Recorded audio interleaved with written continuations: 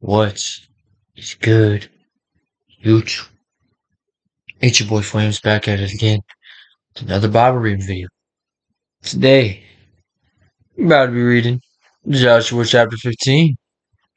Without further ado, let's get right to it, man. Chapter 15. The allotment for Judah. Now, I don't know what allotment means, and I can already see that this word is used a lot in this chapter. So, the action of sharing or assigning a portion of something, or the specific share/amount that has been allocated. Okay, you see. The allotment for the tribe of the people of Judah according to their clans reached southward to the boundary of Edom, to the wilderness of Zin at the furthest south, and their south boundary ran from the end of the Salt Sea, from the bay that faces southward.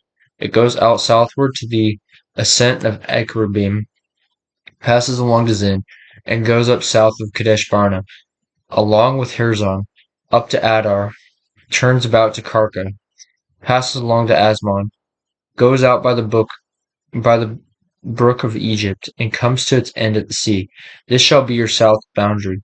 And the east boundary is the Salt Sea, to the mouth of the Jordan. And the boundary on the north side runs from the bay of the sea at the mouth of the Jordan. And the boundary goes up to Beth Hoglah, and passes along north of Beth Araba. And the boundary goes up to the stone of Bohan, the son of Reuben. And the boundary goes up to Debir from the valley of Achor, and so northward, turning toward Gilgal, which is the opposite of the ascent of Adim, which is on the south side of the valley. And the boundary passes along to the waters of En Shemesh and at the ends of En Rogel.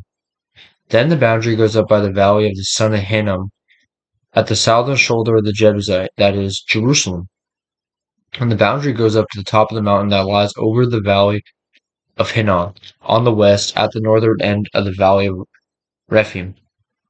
Then the boundary extends from the top of the mountain to the spring of the waters of Nephtorah, and from there to the cities of Mount Ephron. Then the boundary bends around to Bela, that is, Kiriath Jearim.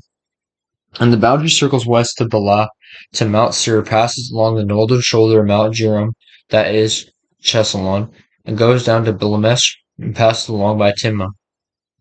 Its boundary goes out to the shoulder of the hill north of Ekron, and the boundary bends around to Shekron and passes along to Mount Bala and goes out to Jabneel.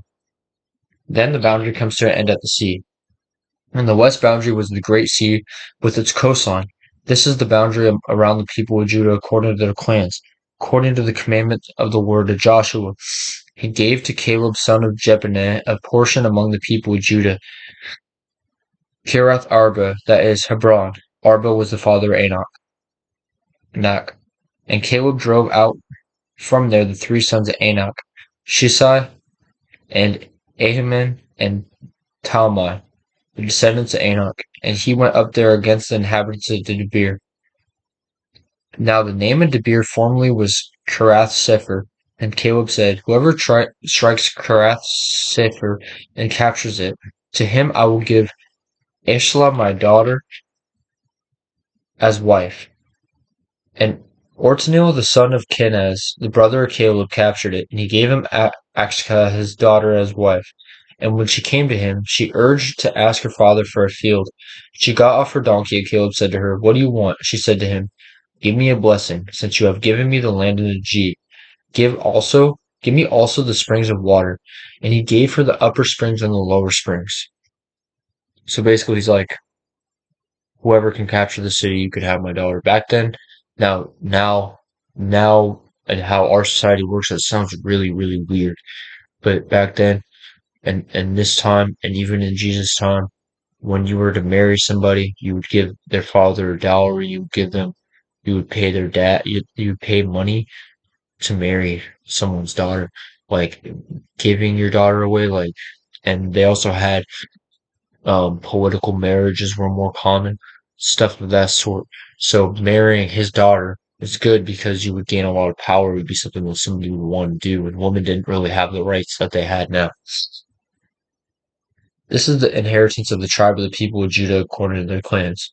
The cities belonging to the tribe of the people of Judah in the extreme south toward the boundary of Edom were Kabzeel, Eder, Jagur, Kinna, Dimona,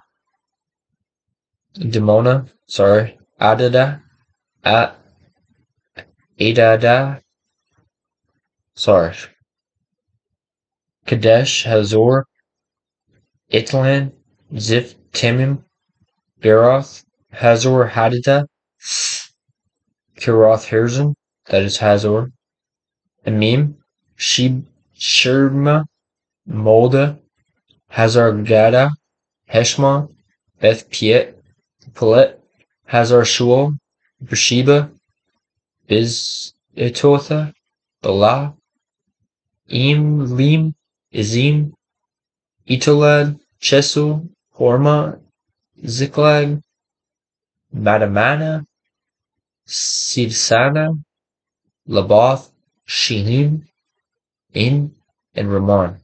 In all, 29 cities with their villages. And in the lowland, Eshtaol, Zora, Ashna, Zanoah, En-Ganim, Tapua, Enam, Jermuth, Adullam, Soko, Azkah, Sharim, Adatim,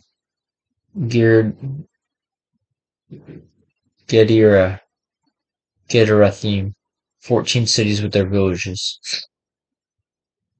Zinan, Hashta, Migdal, jeez, these are some crazy names. Migdal-Gad, Galim, Mizpeh, Joktiel, wait, hold on, Zin, Hadasha, Migdal-Gad, Dalim, Mizpeh, Joktiel, Lachish, Bozkath, Eglon, Kabon, Lamam, Chittish, Girdoth, Beth Dagon, Nama, Makadah, 16 cities with their villages. Libnah, Ether, Ashan, Ipatah, Ashna, Nazib, Kila, Akazbib, and Mersha, 9 cities with their villages. Ekron, with its towns and its villages. From Ekron to the sea, all that were by the side of Ashdod with their villages. Ashdod, its towns and its villages. Gaza, its town and its villages. To the brook of Egypt, and the Red Sea with its coastline. And then the hill country. Shamir, Jatir, Soko, Dana, Kirath Sana, that is Debir. Anab, Ishtama, Anim, Goshen, Holon, and Gilo, 11 cities with their villages. Arab, Duma, Ishan, Janim, Beth Tapua,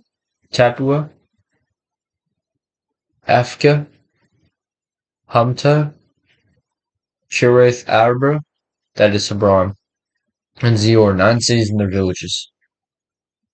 Meon, Carmel, Ziph, Juta, Jezreel, Jokdim, Zeno, Cain, Gibeah, and Timnah, 10 cities and their villages.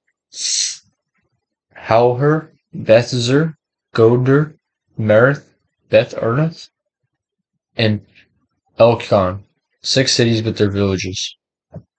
Kirath Baal, that is Kirath Jearim, and Rabbah, 2 cities with their villages, and their wilderness. Beth Arba, Medim, Sekaka, Nemsha, a city of salt, and Engedi, 6 cities with their villages. But the Jebusites, the inhabitants of Jerusalem, people of Judah could not drive out. So the Jebusites dwell with the people of Judah at Jerusalem to this day. So we're going to hear a lot of stuff later on in the Bible about the Jebusites and what happens to them, and their influence and their distraction on the people of Israel. But yeah, I really appreciate y'all for watching. I love you so much. This next chapter is really quick. You know what? I'm gonna add this next chapter into this video because my next video would be literally like a 1.5 minute video. So we're just gonna continue on from here. I know that was a lot of names. Um, but yeah, this is just more stuff. More allotment stuff. Basically, just confirming, stuff that lands that were meant, what cities were driven out. It's just historical documentation along with scripture. It's two in one. So yeah, let's get into chapter 16. The allotment of the people of Joseph went from the Jordan by Jericho, east of the waters of Jericho, into the wilderness, going up from Jericho into the hill country to Bethel. Then going from Bethel to Luz, it passes along to Artoth, the territory of the Archites. Then it goes down westward to the territory of the Japhilites, as far as the territory of lower Beth Horon, then to Gezer, then it ends at the sea. The people of Joseph, Manasseh, and Ephraim received their inheritance. The territory of the people of Ephraim by their clans was as follows. The boundary of their inheritance on the east was Ataroth Adar, as far as upper Beth Horon, and the boundary goes from there to the sea. On the north is Mechmeleth. Then on the east boundary turns around towards Tanath Shiloh, passes along beyond it to the east to Genoa. Then it goes down from Genoa to Artoth and to Nera and touches Jericho, ending at the Jordan. From Tapua, the boundary goes westward to the brook Cana and ends at the sea. Such is the inheritance of the tribe of the people of Ephraim by their clans, together with the towns that were set apart for the people of Ephraim with the inheritance of the Manassites, all those towns with their villages. However, they did not drive out the Canaanites who lived in Gezer.